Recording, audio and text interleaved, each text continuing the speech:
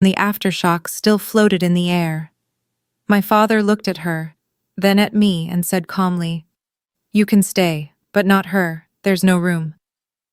His wife's grandchildren had 3 bedrooms between them, even a game room. I didn't cry. I didn't argue. I simply said, "Noted." 3 days later, my father opened his front door to a man in a suit holding a certified envelope, and the color drained from his face. "My name is Veronica Reed. I'm 34, an ER nurse, and a single mother.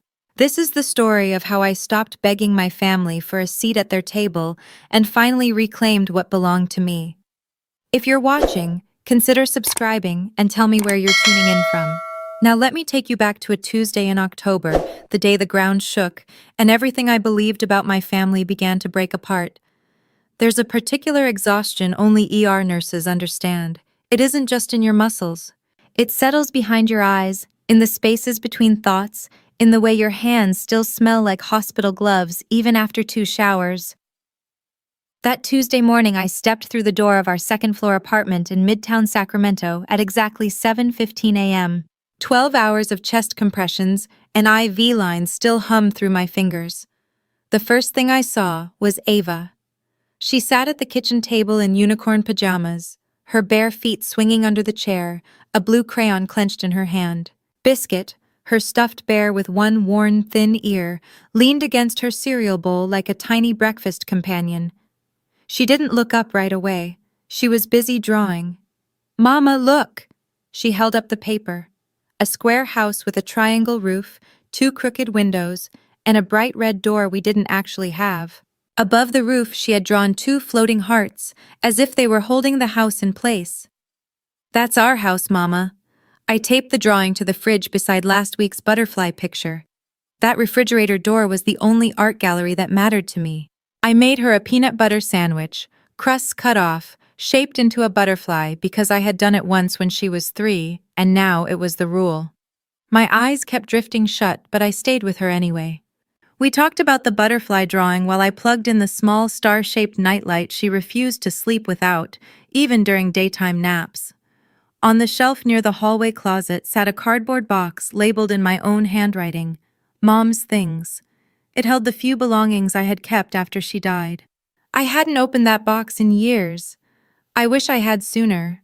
But to explain why, I need to tell you about Thanksgiving. Last November, my father, Andrew Reed, invited Ava and me to his house for the holiday. "Family's family," he said over the phone, using that voice he puts on when he wants to sound warm but never quite manages it. I bought Ava a new dress, sunflower yellow, her favorite. At 2 in the morning between shifts, I cooked a sweet potato casserole from scratch. When we arrived, the dining table was set for 8. Fine china, cloth napkins, everything arranged perfectly. My stepmother, Linda Reed, had clearly spent hours preparing. Candles flickered beside a centerpiece of dried eucalyptus. Place cards rested neatly beside each plate, written in her careful cursive. Ava's name wasn't on any of them. "Oh, sweetie," Linda said, pressing a hand dramatically to her chest, the way she always does right before saying something cruel with a smile. "The kids' table is much cozier for Ava. It's right in the kitchen. She'll love it." The kids' table turned out to be a folding card table with paper plates.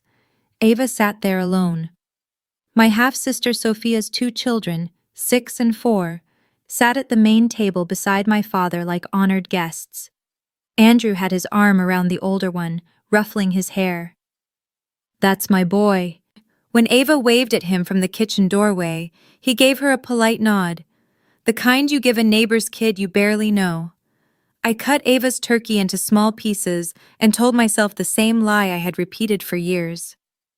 At least she has grandparents. At least she has somewhere to go on holidays. I had been telling myself versions of that sentence for 24 years. At one point during dinner, Linda stepped into the hallway to take a call. Before she lowered her voice, I heard 2 words clearly: Birchwood House. At the time, it meant nothing to me. What you need to understand about my father's house is that the math there always worked a certain way. One daughter's needs were multiplied, the others were divided. Sophia, Linda's biological daughter, got a car when she turned 19. a used Honda with a bow on the hood. My father proudly drove it into the driveway. When I turned 19, I was already working night shifts at a nursing home to pay for community college.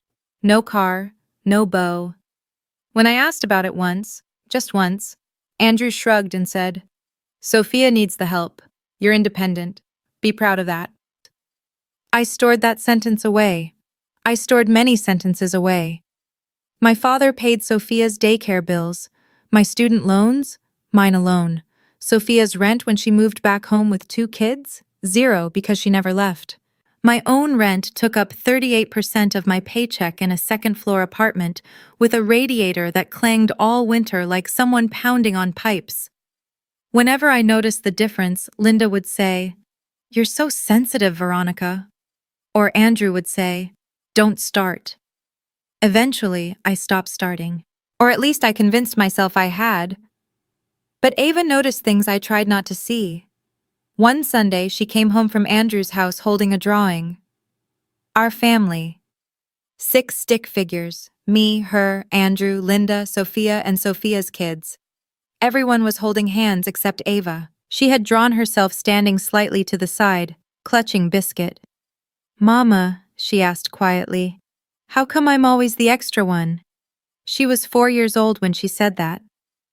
What I didn't understand yet was that my so-called independence wasn't something I had earned. It was something they had taken from me. The earthquake hit at 2:47 on a Tuesday afternoon. I had just picked Ava up from preschool. We were in the apartment. She sat on the living room rug showing Biscuit a picture book when the floor suddenly shifted. Not shook, shifted. Like something enormous had rolled beneath the earth. The bookshelf tipped first. It rocked once, then crashed forward, sending paperbacks and picture frames across the carpet. Ava screamed. I grabbed her and dragged us under the kitchen table, covering her body with mine, pressing her head against my chest as the building shuddered around us. I could feel her heartbeat pounding through her shirt, quick and frantic, like a small bird trapped inside a paper bag. The shaking lasted only 11 seconds, but it felt endless. 15 minutes later, another aftershock hit, shorter but strong enough to split the load-bearing wall in the hallway from ceiling to floor. A piece of plaster crashed down in the bathroom. Dust floated through the apartment like fog while the building groaned around us. By evening, the landlord arrived with a city inspector. The red tag went up immediately. The structure was compromised. Everyone had to be out by morning. I stood in the parking lot with Ava on my hip, watching neighbors carry boxes to their cars. Leaning against the hood of my Corolla, I called my renter's insurance. Damaged belongings were covered. Temporary housing was not. The cheapest motel nearby cost $89 a night. I had $1,100 in my checking account. Money meant for rent. That was everything I had. Ava stayed quiet. She clutched Biscuit tightly, her eyes glassy as she stared back at the building like she expected it to collapse at any moment. There was one number I hadn't dialed in months, my father's. I sat in the driver's seat and called Andrew Reed. He answered on the 4th ring. I could hear a television in the background, the laughter of a game show audience, Linda laughing at something. The comfortable sounds of a house with 4 bedrooms and a game room, a house with no cracks running through its walls. "Dad," I said, "there was an earthquake. Our building's been red tagged. Ava and I need somewhere to stay for a couple of weeks until I figure things out." Silence. "Hold on," he said. I heard the phone set down. Muffled voices followed. Linda's voice was low, quick, sharp. I couldn't hear the words, but I knew the tone. I had heard that tone for 24 years. It always came right before the answer no, usually wrapped in something that sounded reasonable. Andrew came back on the line and cleared his throat. "You can come, Veronica. But Linda says there's no room for the girl. Sophia's kids already have their rooms, and the game room. You know how it is. The house is tight." "Dad, she's 5, I said quietly. "She can sleep on the floor in my room. A sleeping bag is enough. She just needs somewhere safe." Another pause, then Linda's voice again, closer to the phone this time. "Tell her it's temporary anyway. The girl can stay with a friend." The girl, not Ava, not your granddaughter, the girl. Andrew sighed. It's Linda's house too. She says there's no space. Just you. We can figure something out for the child. I glanced into the rearview mirror. Ava sat in her car seat, biscuit pressed under her chin, watching the red-tagged building through the window. Dust still clung to her hair. Noted, I said. Then I hung up. I started driving. I didn't know where I was going. I just needed the car to move, needed the road to keep unfolding in front of me so I didn't have to sit still with what had just happened. Streetlights flickered on as evening settled over Sacramento. People walked their dogs. Lawn sprinklers ticked across quiet yards. A taco truck idled outside the hardware store. The world looked exactly the same as it always did at 6:30, except it didn't feel the same. Ava stayed silent for 6 blocks. Then she spoke. Mama, are we going to Grandpa's house? My hands tightened on the steering wheel. No, baby, we're going to Aunt Julia's. Oh. A pause, then softer. Is it because Grandpa doesn't have room for me? I nearly hit the curb. Am I too big? I pulled over immediately beneath a sycamore tree, dropping leaves onto the windshield. I shifted the car into park and turned around in my seat. Ava wasn't crying. Her eyes were wide and serious as she looked down at Biscuit, almost as if she was asking him the same question. I reached back and took her small hand. Ava, I said gently, you are not too big. You are not too much. And there will always be room for you with me. Always. Do you understand? She nodded, hugged Biscuit tighter, and looked out the window. She didn't cry. Somehow that felt worse. I faced forward again and started the car. My jaw ached from clenching my teeth. Something had shifted inside me. Not the hot kind of anger that makes you shout. Something colder, something patient. At the next red light, I opened the Notes app on my phone and typed, October 14th, 6:22 p.m. Andrew Reed refused shelter for Ava. Linda. No space. Direct quote. The girl. That was timestamp number 1. Julia Bennett didn't ask a single question when we arrived. She opened the door, saw Ava on my hip with dust in her hair, noticed the duffel bag over my shoulder and whatever expression I must have been wearing, and stepped aside. Guest room's ready, she said. There's mac and cheese on the stove. Julia was 35, another ER nurse, built like a point guard, and just as straightforward. We had been friends since a brutal code 6 years earlier, when she looked up from a crashing patient and told me, "You're good at this. Don't let anyone tell you otherwise." She turned on a cartoon for Ava and warmed a cup of milk with honey. Within 5 minutes, Ava was asleep on Julia's couch, Biscuit tucked under her chin, her breathing finally slow and steady, the first real rest she had since 2:47 that afternoon. Julia handed me a mug of tea I hadn't asked for and sat across from me. "Tell me," she said. I did. She didn't interrupt. She didn't gasp. When I finished, she said quietly, "That's not a space problem, Veronica. That's a priority problem." At 9 o'clock, my phone buzzed. Andrew. "Veronica, don't be dramatic," he said. "Linda didn't mean it that way. The house is just tight right now. Sophia's kids need their rooms for school." "Ava is 5, I replied. "She needs a floor and a blanket." "You're twisting things," he snapped. "You always do this. That's why it's hard with you." I lay back and stared at the ceiling. Classic. Turn the victim into the problem. I ended the call and opened Instagram. Sophia had posted a photo 2 hours earlier. It showed the game room with 2 brand new beanbag chairs under a glittery filter. Caption: "Best surprise for my babies. #blessed #family." I took a screenshot immediately. Timestamp number 2. The next morning, my phone rang while I was pouring cereal for Ava. The caller ID made me pause. Linda Reed. In 7 years of having her number, she had never called me directly. Every message always went through my father. I realized later that the system was intentional. If she never spoke to me herself, there would never be a record of what she actually said. "Veronica, sweetie, hi." Her voice sounded warm and musical, the same tone she used at school fundraisers and church picnics. "I'm so sorry about the earthquake. I've been thinking about you all night." Thank you, Linda. Well, I spoke with your father and we really do want to help. Of course you're welcome here. But it might be easier for everyone if Ava stays with your friend for a little while. Just until things settle. Sophia's youngest just started sleeping through the night. You know how it is. Another child in the house would be disruptive. Ava isn't disruptive, I said evenly. She's 5 and she's quiet. Oh, sweetie, I didn't mean it that way, she replied quickly.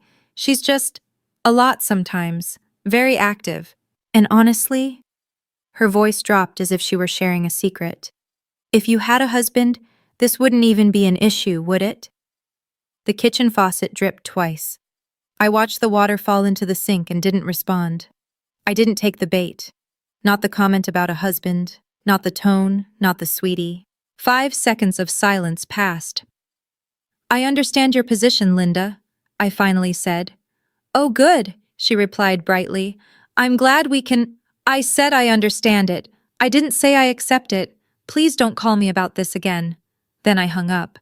Immediately, I opened the Notes app and wrote down every word while it was still fresh in my memory.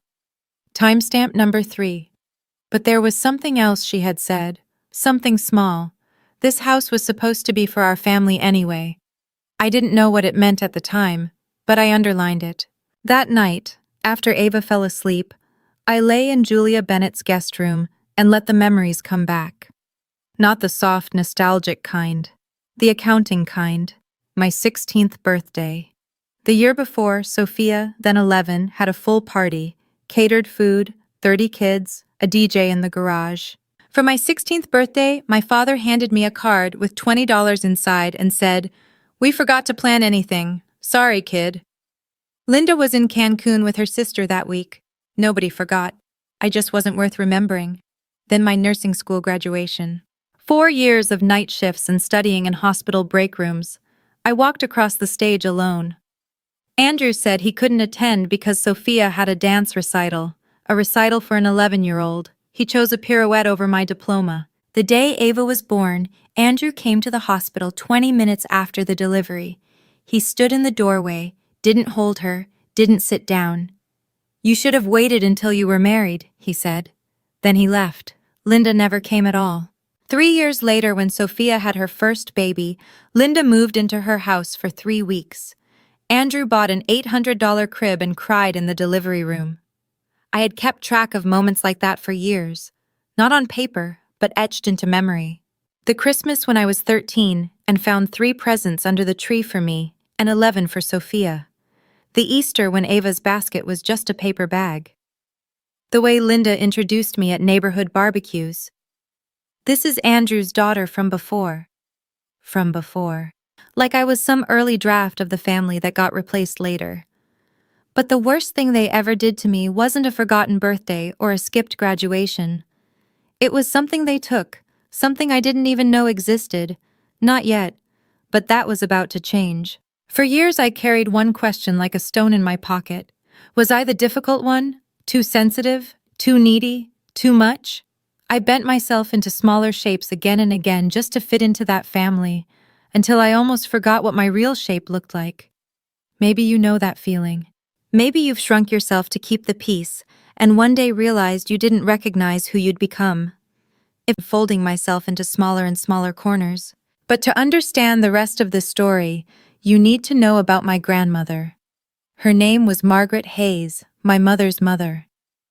After my mom died in a car accident when I was 8, Grandma Margaret was the person who kept me breathing. Every other weekend, she picked me up in her old green Buick and drove me to her little house on Birchwood Street in Sacramento. I remember the lavender bushes along the front path. The kitchen always smelled like cornbread and coffee. The porch swing creaked while she read to me until the fireflies came out. Then Andrew married Linda. I was 10. The visits slowly changed. First, they became shorter, then less frequent. Eventually, my father started explaining things. "Grandma's getting forgetful, Veronica. It's hard for her now." Later, he said she had moved somewhere in Arizona. Then he said she didn't want to confuse me. "Better this way, sweetheart." By the time I was 12, I stopped asking.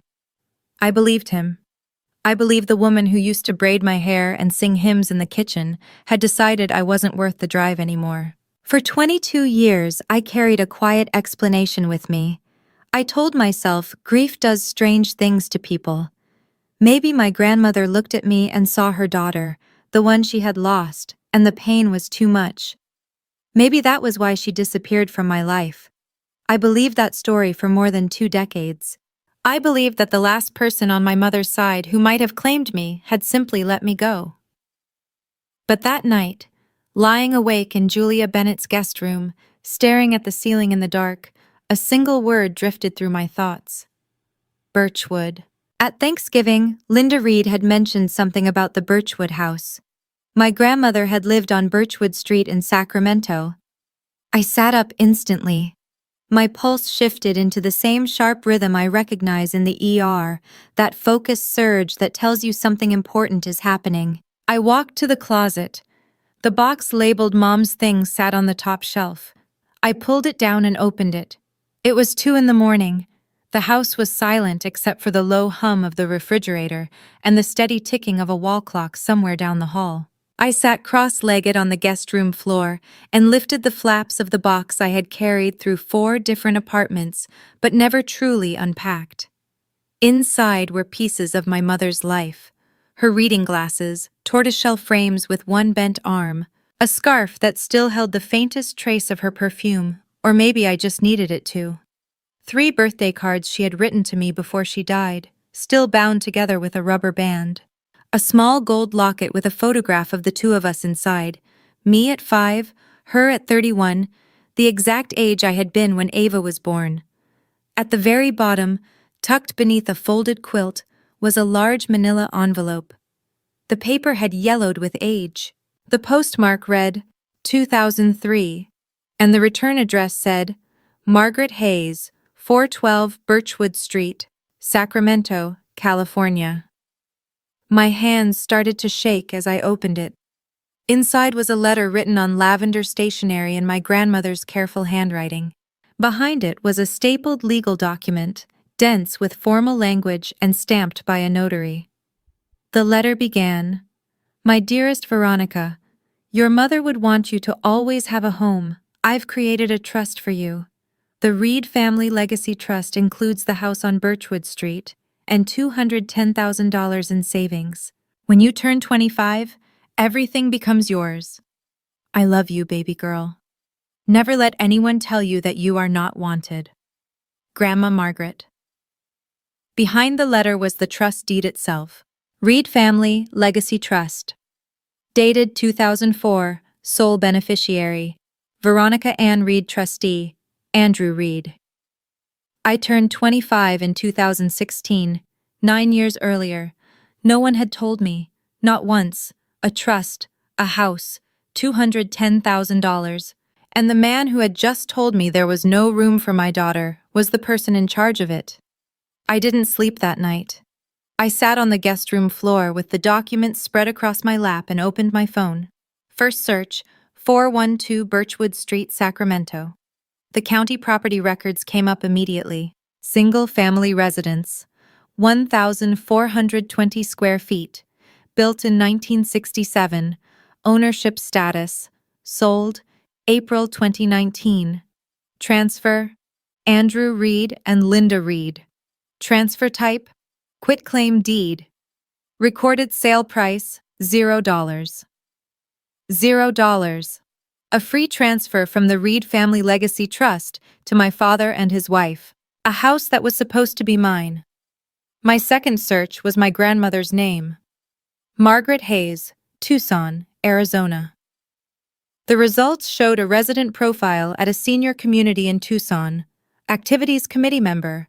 Age 82. I stared at the screen until the words blurred. She was alive. She hadn't vanished. She hadn't forgotten me. She hadn't decided to stop caring. Someone had cut the connection, like severing a phone line at the source so the person on the other end believes no one is calling. I went back to the property records. Once you knew where to look, the pattern was obvious. In 2019, Andrew Reed transferred the Birchwood house from the trust into his own name and Linda's. using a quitclaim deed that appeared to carry my signature. That same spring, they sold their previous home across town. The equity from Birchwood and the trust money became the down payment on their current house. The 4-bedroom house, with the game room, with the beanbag chairs, and somehow no space for a 5-year-old girl with a stuffed bear. My father had stolen my inheritance. He sold my grandmother's home and used the money to build a house where my daughter was not welcome. I closed the laptop. My hands were steady now, steadier than they had been all night. Something inside me had settled.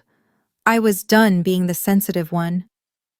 I waited until 7 in the morning Arizona time before making the call.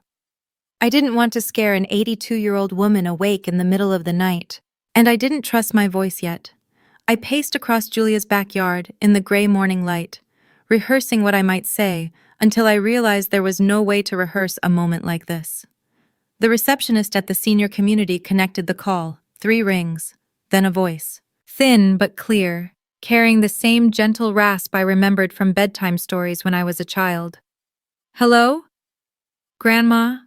I said softly. "It's Veronica." Silence. 1 second, 2. Then I heard a sharp breath on the other end. "Veronica? Baby girl, is that you?" And I broke, not loudly. I've never been a loud crier. But the tears came fast and hot as I pressed a hand over my mouth in Julia's backyard and let 22 years of believing I'd been forgotten drain out of me. She was crying too. "I've written to you every Christmas for 22 years, she said, her voice catching. "Every single letter came back. Your father told me you didn't want contact. He said you had moved on." "He told me the same thing about you," I whispered. Another silence settled between us, heavier this time. I explained everything I had discovered.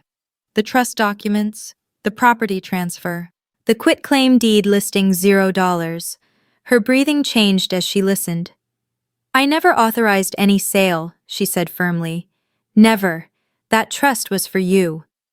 "I think he forged my signature," I said. There was a long pause. When she spoke again, her voice had changed. The softness was still there, but underneath it was steel. "Then we're going to get it back," she said. "Every cent, every brick."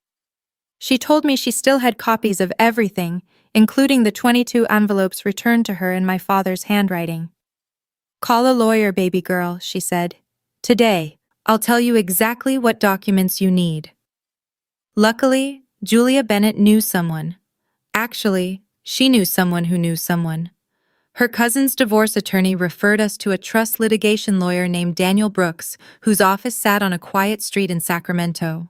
He had spent 15 years unraveling cases exactly like this. I called his office that same afternoon. He had an opening the very next morning. His office smelled faintly of printer toner and black coffee. Daniel Brooks was tall, somewhere in his mid-40s, with reading glasses he kept sliding up the bridge of his nose. There was a quiet steadiness about him that reminded me of the best surgeons I'd worked with in the ER, the ones who never raised their voices because they didn't have to. I laid everything on his desk. The trust deed, my grandmother's letter, the county property printout, the quitclaim transfer. He read each document carefully once, then again. After a moment, he removed his glasses and looked directly at me. "Miss Reed, as trustee, your father had a fiduciary duty to manage that trust solely in your interest. Selling the property and distributing the funds without your knowledge or consent is a clear breach of that duty." Then he tapped the quitclaim deed. "And if the signature on this document isn't yours, that falls under felony forgery according to California Penal Code 470. He leaned back slightly and outlined the next steps. First, we would send a beneficiary request letter by certified mail to Wells Fargo Private Bank, the institution managing the Reed Family Legacy Trust. The letter would demand all distribution records, withdrawal authorizations, and every signature associated with the trust. "The bank has 30 days to respond," Daniel said. Second, once we received the documents, a forensic handwriting specialist would compare the signatures. He already had someone in mind, Dr. Olivia Grant, a certified forensic document examiner frequently used by prosecutors. If the signatures don't match, Daniel continued calmly. We file a petition in probate court and refer the forgery to the district attorney. At that point, this stops being only a civil case. It becomes criminal. Then he said something that stopped me cold. One more thing. If the trust funds were used as a down payment on your father's current home, that property becomes traceable proceeds, which means the house where they told your daughter there was no space may not legally belong to them. I sat there gripping the armrest of the leather chair, the trust deed resting in my lap. Suddenly, so many things made sense. Every time Andrew Reed had told me, "You're independent.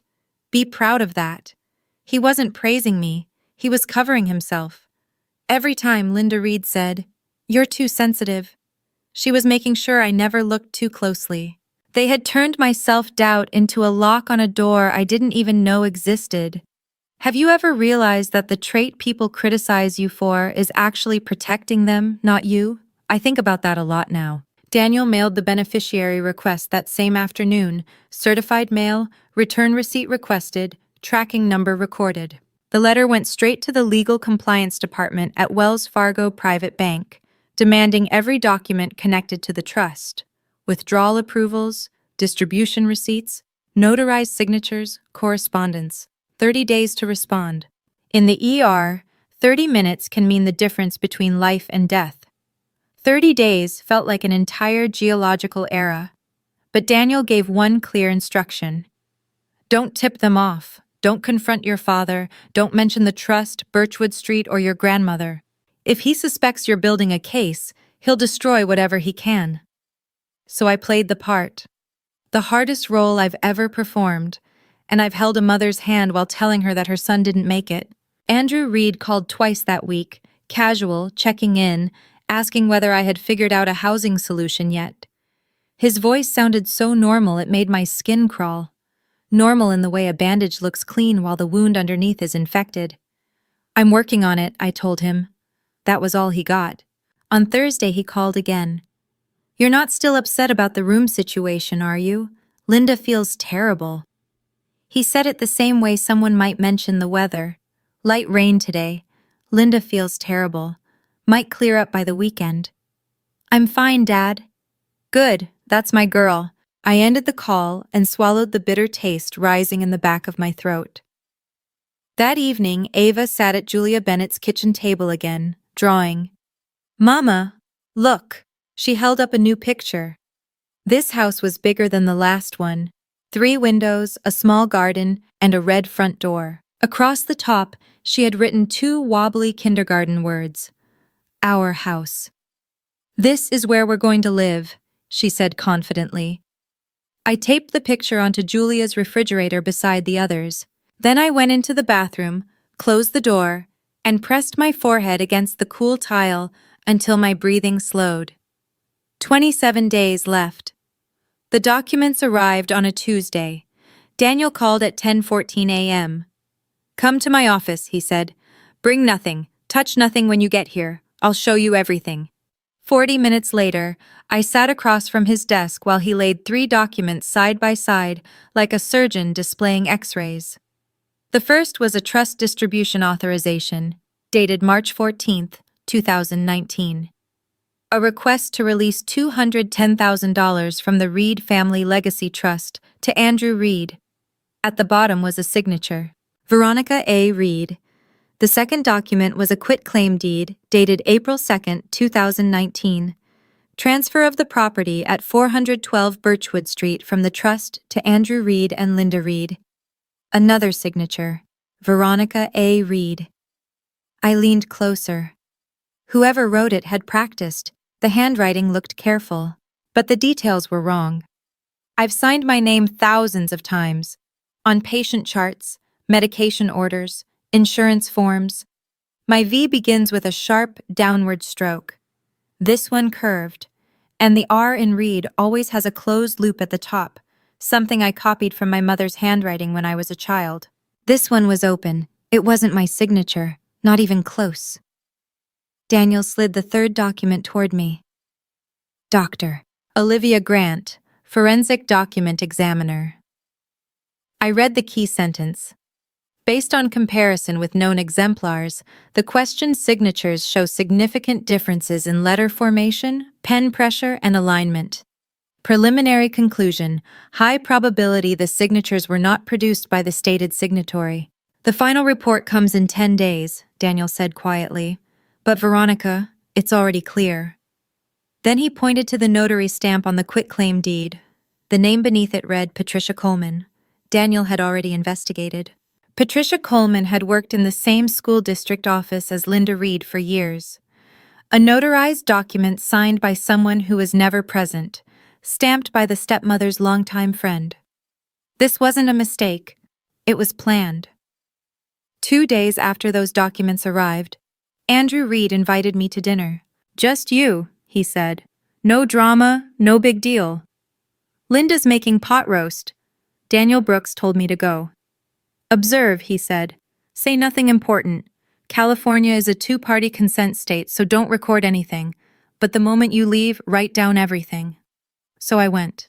The house smelled like rosemary and onions when I walked in. Linda Reed greeted me at the door with a hug that lasted just a little too long, the kind of hug meant to be seen. Sophia was on the couch with her kids, who were running laps between the living room and the game room. The same game room with the beanbag chairs, the wall-mounted TV, and more than enough floor space for a child-sized sleeping bag, if the child's name had been anything other than Ava. Dinner felt normal, too normal. Linda complimented my hospital scrubs. Andrew Reed asked about work at UC Davis Medical Center. Sophia showed me photos of her kids' Halloween costumes on her phone. Everyone smiled. No one mentioned the earthquake. No one mentioned that my daughter was sleeping at a friend's house because this family had turned her away. Then, somewhere between the pot roast and dessert, Andrew leaned back in his chair and spoke casually, like someone asking for the salt. "Hey, by the way, you haven't been getting any weird mail lately, have you? Some trust company sent something to our address by mistake. Probably junk." For just a moment, his eyes sharpened, just long enough for me to see it. "Trust company?" I said calmly. "No, why would they?" He relaxed immediately and reached for his water glass. "No reason, just junk mail." Linda changed the subject right away, talking about Sophia's birthday party next weekend. I helped clear the plates. I said goodnight. I walked out to my car. Then I opened my notes app. October 29th, 7:48 p.m. Andrew asked about trust company mail. Voice tense. Linda redirected conversation immediately. He knew something was happening, he just didn't know how much. The smear campaign started the following Wednesday. I woke up to 11 text messages from relatives I hadn't spoken to in months. Aunt Carol. "Veronica, I'm hearing some troubling things. Your father is heartbroken." Uncle Roy. "Family shouldn't sue family. Whatever this is, you need to drop it." A cousin I'd met maybe twice texted, "Linda says you're going through something. We're praying for you." Praying for you. That's the phrase people use when they've already decided you're the problem and want to make sure you know it. I opened the family group chat Andrew's relatives used for holidays and birthdays. At 9 the night before, Linda had posted a carefully written message, a paragraph and a half of polished concern. "As many of you know, Veronica has been struggling since the earthquake. Unfortunately, she is now making false accusations against Andrew and me regarding family finances. We are devastated. We have done nothing but love and support her for 24 years, and this is how she repays us. Please keep our family in your prayers." One person asked for my side. Later that afternoon, Andrew called. Gone was the friendly dinner voice. This one was cold. "I don't know what you're doing, Veronica," he said, "but you need to stop. This is family business. You're embarrassing yourself." I didn't respond. "Are you listening to me?" "I'm listening." "Then fix this." I hung up. That evening, Sophia posted something on Facebook. Public. When someone bites the hand that feeds them. Prayers for my parents who've done nothing but love unconditionally. 47 likes within the first hour. I screenshotted everything, every message, every post, every timestamp. Then I forwarded it all to Daniel Brooks with a single line in the email. For the record, I didn't defend myself in the group chat. A defense suggests there's a trial of opinions. I wasn't interested in opinions. I was interested in evidence. Daniel called that night. His voice sounded sharper than usual. The forensic report is back, he said. It's confirmed. The signatures are forged. Are you ready to file? The next morning at 8:30, I sat in his office signing my name, my real name, the one nobody had to forge, on every document he placed in front of me. The probate court petition ran 32 pages. Reading it felt like studying a medical chart for a dying family. Clinical, precise, devastating. Breach of fiduciary duty by trustee Andrew Reed. Fraudulent transfer of trust property at 412 Birchwood Street.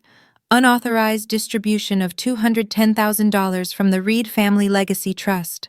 The filing demanded full restitution plus accrued interest, removal of Andrew Reed as trustee, and the appointment of an independent successor. Attached were the trust deed, the forged withdrawal authorization, the forged quitclaim deed, Dr. Olivia Grant's forensic report, and 22 pages of property records. Separately, Daniel filed a criminal referral with the Sacramento County District Attorney's Office. Forgery under California Penal Code 470, notary fraud, and a potential charge of elder financial exploitation because Margaret Hayes had been systematically cut off from her granddaughter while her trust assets were being taken. Then the final piece arrived. Overnight delivery from Tucson, Arizona. A FedEx envelope containing my grandmother's sworn declaration, notarized at her senior community. Her declaration ran 6 pages. Clear, direct language converted from her handwriting into typed text, signed with a hand that did not tremble. Margaret Hayes confirmed that she had created the Reed Family Legacy Trust, that she had never approved any distribution from it, and that she had never signed any transfer documents for the property on Birchwood Street. She also stated that Andrew Reed had told her I no longer wished to have contact with her, something she now knew was false, especially after 22 Christmas letters had been returned to her, each one marked in Andrew's handwriting. Daniel Brooks filed everything with the court that afternoon. Then he prepared the certified demand letter addressed to Andrew and Linda Reed at their current home. 14 days to respond. Once this is served, Daniel told me quietly, there's no undoing it. I looked at the stack of documents on his desk. 9 years of stolen money, 22 years of lies, and a 5-year-old girl told there was no room for her. I hadn't started this. I was just finishing it. The certified demand letter arrived on a Monday at exactly 11:47 a.m. I know the time because the USPS tracking notification appeared on my phone while I was inserting an IV for a 60-year-old man with chest pain in the ER. I glanced at the message. Delivered, signed by a Reed, and went back to my patient. Emergency rooms don't pause for family implosions. Andrew called at 6:32 that evening. I was outside Julia Bennett's apartment buckling Ava into her car seat when my phone rang. I answered on speaker by mistake, then quickly switched it off. His voice sounded different. Not the commanding father voice, not the polite pot roast voice, something I had never heard from him before. The voice of a man reading a document he couldn't erase. Veronica, what is this? What have you done? You have 14 days to respond through your attorney, I said. I have nothing else to say. This is insane. I'm your father. You can't. Behind him I could hear chaos, Linda shouting, Sophia crying. That trust was family money, Andrew continued quickly. I managed it for everyone's benefit. I caught that. I managed it. Not I didn't do it. Not there's been a misunderstanding. He managed it. An admission wrapped inside justification. You managed it into your down payment, I replied calmly.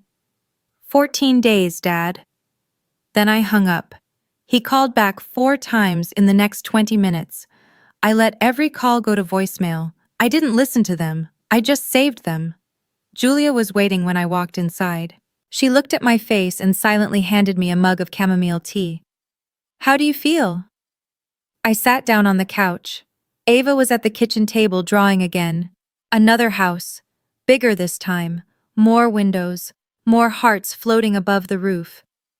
Like I should have done this years ago, I said. Linda did not go quietly. I didn't expect her to. Quiet was never part of the strategy for someone who had spent 24 years shaping a family narrative with sweet smiles and carefully timed phone calls. The escalation came in 3 waves. Wave 1, the extended family. Linda contacted my mother's sister, Aunt June, who lived in Oregon and hadn't spoken to Andrew in years. She told her I was inventing accusations about a trust that didn't exist and that I had become emotionally unstable after the earthquake. Aunt June, to her credit, called me directly. I told her to call Margaret Hayes. Wave 2, social media. Linda posted a 12-paragraph message on Facebook. Public. I won't repeat all of it, but it began with, "For 24 years, I have tried to love a child who was not my own, and today my heart is shattered. Me ungrateful." Wave 3. Andrew's email. It arrived at 11 p.m. "If you don't drop this, I will make sure everyone knows what kind of mother you are. Leaving your child with strangers after an earthquake instead of coming to family. Think about what you're teaching Ava. Strangers." He meant Julia, the woman who had opened her door without conditions while he had put conditions on a 5-year-old. And now he was threatening my motherhood. The same man who never held Ava when she was born. I forwarded the email to Daniel Brooks with one sentence. "Add this to the file." His reply came 4 minutes later. "Retaliation. Possible witness intimidation. I'm adding it to the petition. This helps us." I turned my phone off. Ava was asleep on the couch, biscuit tucked under her chin. I watched her breathing for a long time. Teaching Ava. Yes, I was teaching her something. I was teaching her that no one gets to steal your future and call it love. 3 weeks before the court hearing, Margaret Hayes flew in from Tucson, Southwest Airlines. 1 carry-on bag, orthopedic shoes, and a spine that might as well have been made of steel. I saw her first at baggage claim. She looked smaller than I remembered, her shoulders thinner, her hair now completely white instead of silver. But she still stood the same way she always had, straight-backed, chin lifted like a woman who had buried a daughter and survived it. When she saw me, she stopped walking. Her hand rose slowly to her mouth. Then she opened her arms. I stepped into them. For a few seconds, I was 8 years old again, standing in a lavender-scented kitchen on Birchwood Street, before anyone had lied to me. We drove back to Julia's house. Ava was in the living room wearing a tutu over her jeans, arranging biscuit on a pillow throne. She looked up at the small, white-haired woman she had never seen before. Margaret knelt carefully, one knee at a time. "Hello, sweet girl," she said gently. "I'm your great-grandma Margaret. I've been waiting a very long time to meet you." Ava studied her face with the seriousness only 5-year-olds have. "Do you like butterflies?" she asked. "Mama cuts my sandwiches into butterflies." Margaret smiled softly. "I love butterflies." Ava took her hand and led her straight to the kitchen table to show her the drawings. Margaret looked at each one like it was hanging in a museum. When she reached the drawing labeled "Our House," she glanced at me over Ava's head. Her eyes were shining. She nodded once. That night, after Ava was asleep, Margaret placed a small cardboard box on Julia's kitchen table. Inside were 22 envelopes, each one addressed to me. Each one stamped, "Return to sender," and every single one marked in handwriting I recognized instantly. Andrew's handwriting, 22 Christmases. "I kept writing," Margaret said quietly, "because I believed that one day, one of those letters would finally reach you." 22 letters. 22 Christmases. She never stopped writing. And for 22 years, I believed she had forgotten me, because that's what Andrew Reed told me. I had no reason not to believe my own father, but something keeps echoing in my mind. How many people out there tried to love us, and someone else made sure the message never arrived? Have you ever wondered if someone tried to reach you and somebody stood in the way? Because I almost missed mine by 22 years. Andrew's 14-day deadline expired on a Wednesday at exactly 5 p.m. On day 10, his lawyer finally responded. A man named Harold Mitchell, who seemed to spend most of his time handling traffic tickets and small claims disputes, sent Daniel Brooks a 2-page letter asking for a 30-day extension. The explanation was thin. He claimed the trust distributions had been authorized through implied family consent and had been handled in the best interest of all parties. There were no documents attached, no signature from me, no explanation for how implied consent could override the legal rights of a beneficiary. Just words. Daniel read the letter and summarized it in 3 sentences. There's no real defense here, no evidence of authorization. They're stalling because they don't have a case. Day 14 passed with no settlement offer, no counter-argument, and no acknowledgement of the forged signatures. Nothing. So Daniel filed a motion for an expedited hearing, citing the forensic report, my grandmother's sworn declaration, and the pattern of retaliation that had already begun.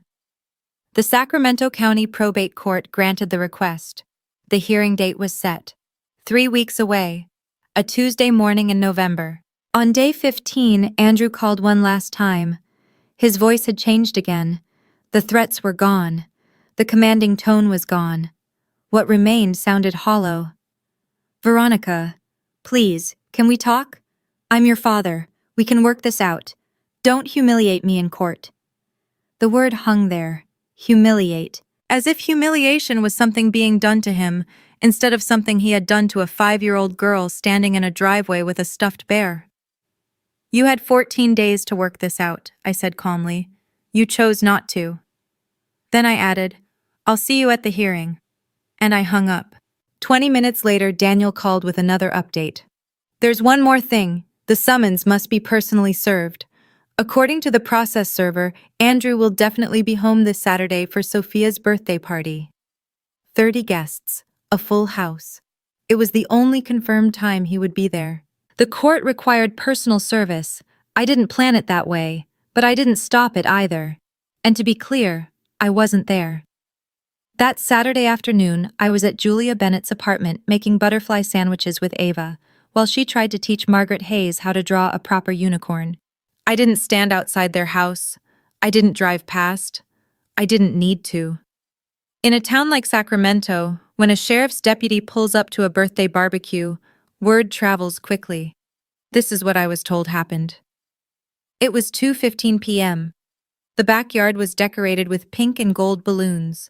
About 30 guests were gathered around the table while Sophia finished blowing out her candles. Inside the house, Linda Reed was carrying a sheet cake through the living room when the doorbell rang. Andrew answered the door with a paper plate still in his hand, expecting a late guest. Instead, a Sacramento County Sheriff's deputy stood on the porch.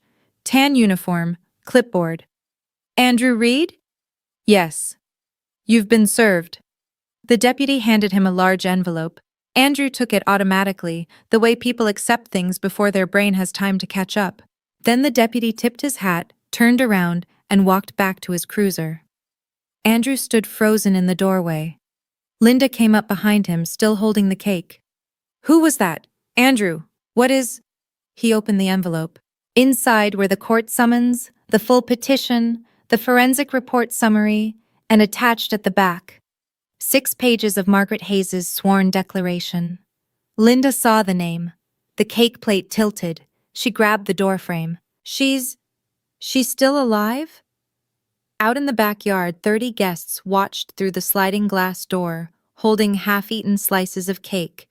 No one was singing anymore.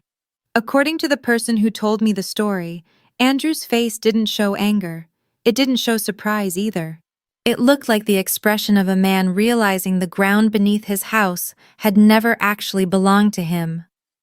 3 weeks later, the Sacramento County Probate Court held the hearing. Tuesday morning, fluorescent lights, wood grain laminate tables, the faint smell of floor polish and old paper.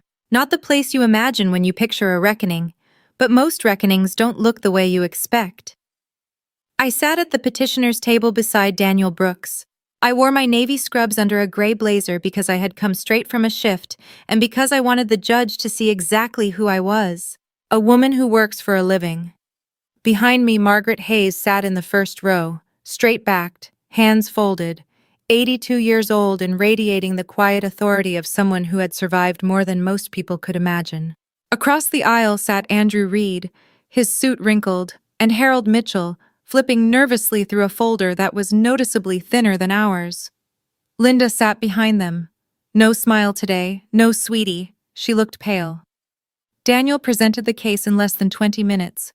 Trust deed, 2004. Sole beneficiary, Veronica Reed. Trustee, Andrew Reed. Distribution authorization, March 2019. Forgery. Quit claim deed, April 2019. Forgery. Dr. Olivia Grant's forensic report confirming the signatures did not match known samples. Notary. Patricia Coleman, Linda's longtime colleague, who had notarized documents without the signatory present. A criminal referral had already been filed. Then Margaret Hayes took the stand. She did not tremble, she did not ramble. She spoke exactly the way she used to speak to me as a child, calm, clear, and impossible to misunderstand.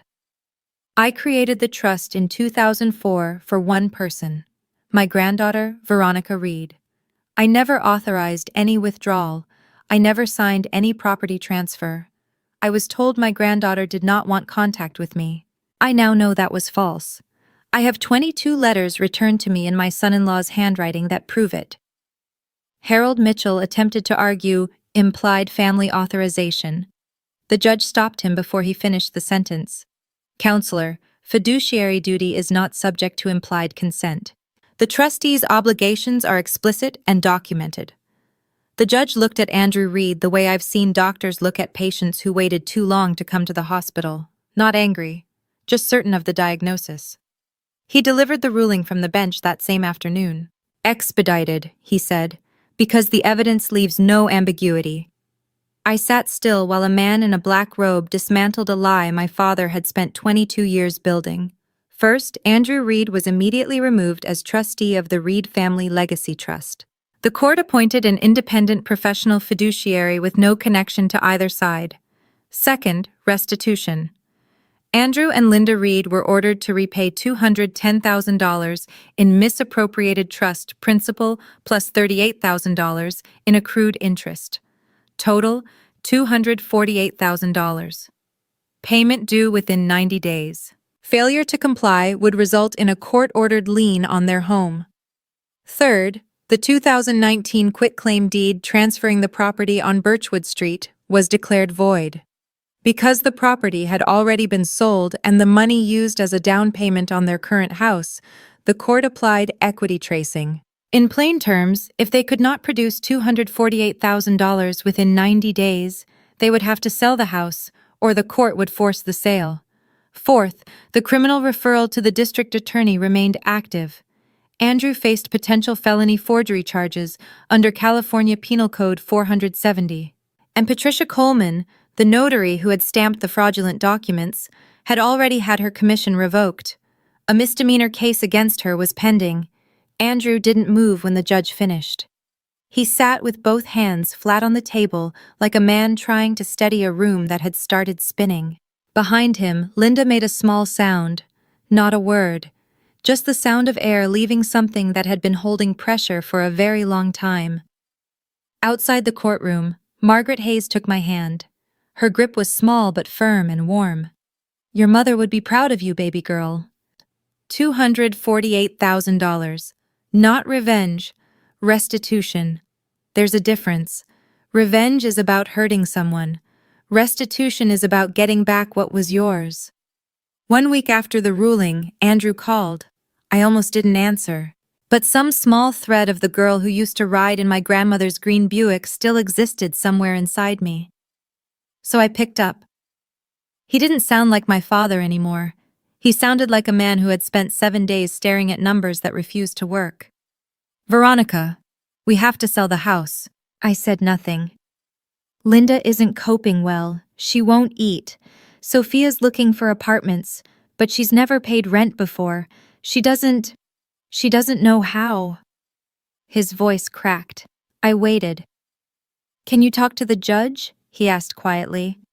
Maybe reduce the amount, for the kids' sake. Sophia's children. They're innocent in all this. You told me there was no space for my child, I said calmly, the same tone I use in the ER when delivering difficult news. In a house you bought with money meant for her. Silence. You forged my name. You lied to my grandmother for 22 years. You cut me off from the only person on my mother's side who cared about me. Another long silence. And now you're asking me to fix this for you. The quiet that followed sounded like someone running out of stories. I won't make your life harder than the court already has, I said finally. But I won't make it easier either. The trust will be repaid. That isn't negotiable. Another pause. Goodbye, Dad. I set the phone on the kitchen counter. I didn't slam it. I didn't cry. I just put it down, the way you put down something heavy you've been carrying for years, and suddenly realize you're allowed to stop holding it. That evening, Linda's Facebook account went silent. Every post disappeared. Sophia's family photos vanished. The group chat that had buzzed with prayer hands and accusations faded away one message at a time, like lights turning off in a house no one could afford to keep lit anymore. I didn't watch. I didn't check. I was finished looking in that direction. 4 months later, the trust was repaid in full. Every dollar. Every cent of interest. Andrew and Linda sold their house after 63 days on the market, and at a loss. I didn't ask where they went. I didn't need to know.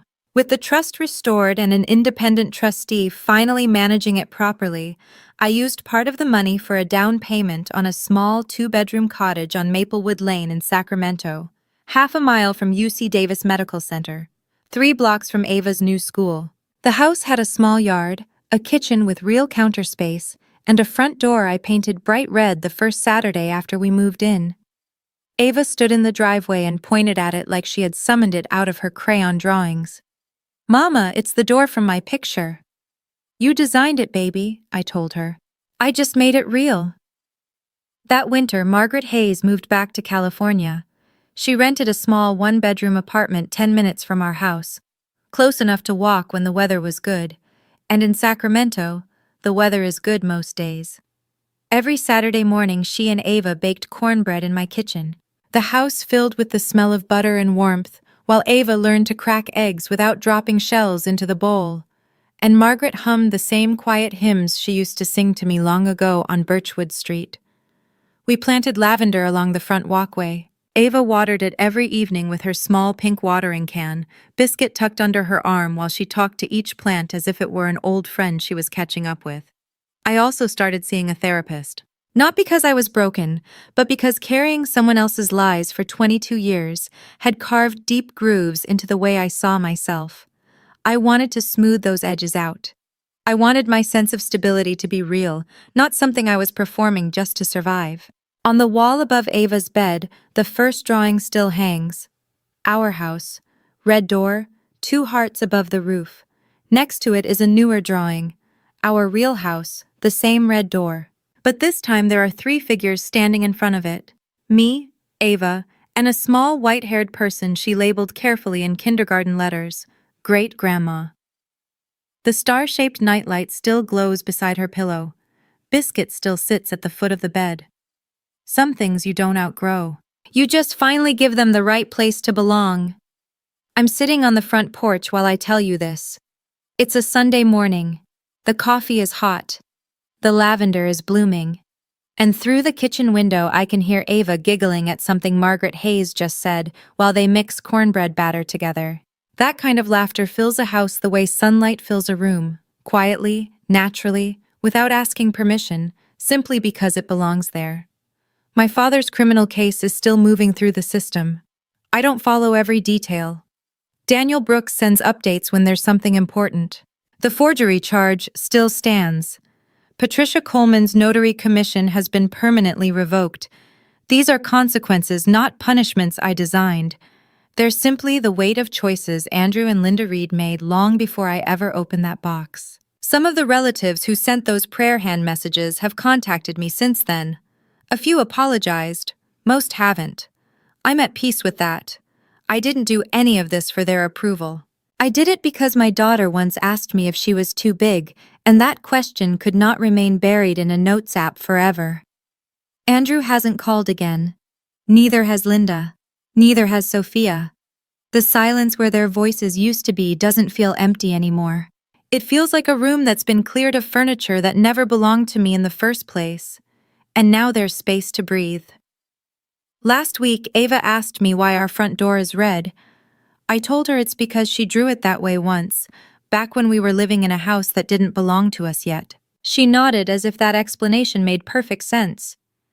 I knew it would come true, she said. 5-year-olds understand faith better than most adults. I didn't do any of this for revenge. I did it because my daughter deserved to know something important.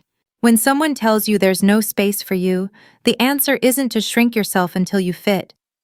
The answer is to find out who's been taking up your space all along. And if your family ever made you feel like you were too much, you weren't. You were simply living in a house that was too small for the truth. I used to be afraid of silence in our old apartment. Now the silence in our home sounds different. It sounds like peace. It sounds like enough. That's my story. Thank you for staying with me all the way to the end. It truly means more than you know. If there is one thing I truly hope you carry with you after hearing my story, it's this. The people who hurt us the most are often the ones we trusted first. For many years, I believed the quiet story my family wrote about me, that I was too sensitive, too difficult, too much. I kept shrinking myself just to keep peace at a table where my seat was never truly meant to exist. And when you live like that long enough, you start to believe that love must be earned by silence. But the moment my daughter asked me if she was too big, something inside me finally woke up. Because no child should grow up believing that they have to make themselves smaller just to be loved. I didn't stand up for myself only because of the past. I did it because of the future, hers. Sometimes healing begins the moment you stop apologizing for taking up space in your own life.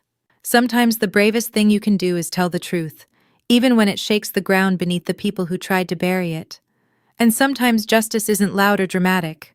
Sometimes it's simply choosing dignity, protecting the people you love, and building a home where no one ever has to ask if there is room for them again. And if this story meant something to you, please take a moment to like this video.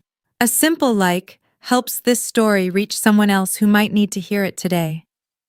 If you've ever had to rebuild your life, stand up for yourself, or create your own, I read every one of them. And sometimes the most powerful thing we can do is remind each other that we're not alone. If you think someone you know might need this message, please share this video with them. And if you want to hear more stories about courage, truth, and people who refuse to, thank you for staying with me until the very end. I'll see you in the next story.